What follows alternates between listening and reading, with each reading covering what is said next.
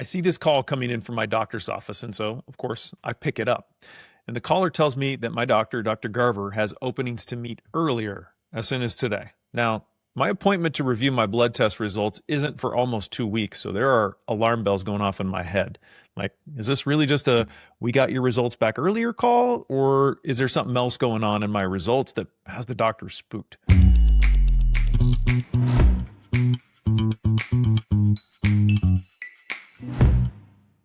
Well, I certainly wasn't going to sit in suspense for a couple weeks to find out.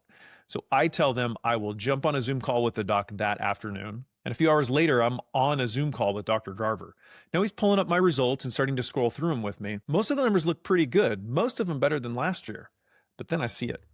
And it's hard to miss because this number next to my LDL cholesterol is in bright red. Now, apparently it had been a little high the year before too, but my doctor had considered it an anomaly because my other numbers were great. My heart scan had come back with the best score possible. He was expecting it to normalize on the next test. Well, it didn't. Instead, it was higher. So he walked me through how LDL can be driven by genetics, but also by diet. Too much saturated fat, not enough fiber.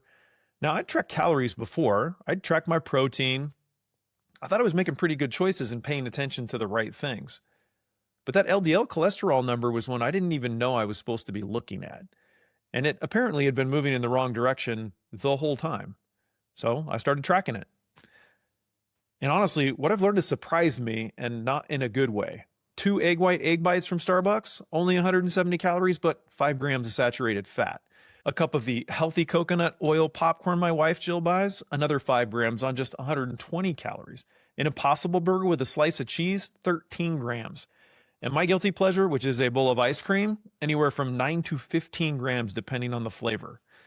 Now, it wasn't like I was eating carelessly. I had goals.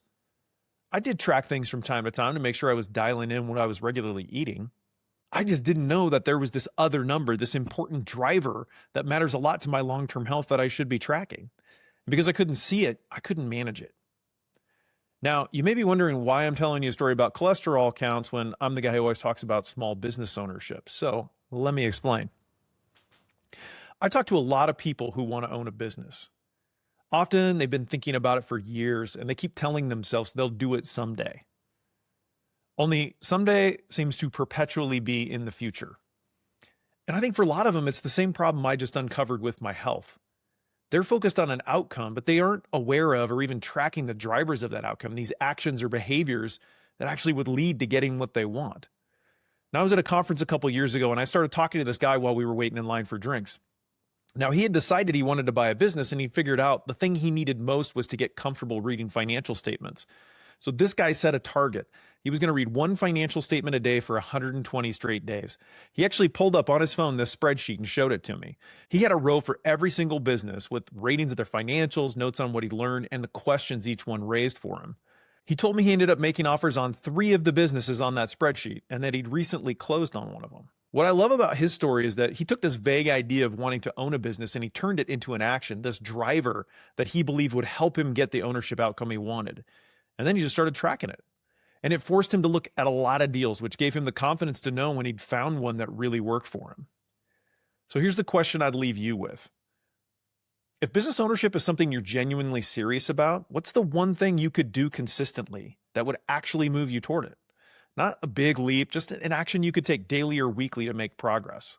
Because what I've found in business, and apparently now in my own blood work, is that when you bring regular visibility to the right driver, your behavior follows. And when the behavior follows, the outcome usually takes care of itself. Now, I'll find out in 6 months when I'm scheduled to do another blood test how I fared with these changes I'm making. But I'm confident my bad cholesterol will drop because now I can see the thing I'm supposed to be managing. See you next week. Don't quit your daydream, y'all. Cheers.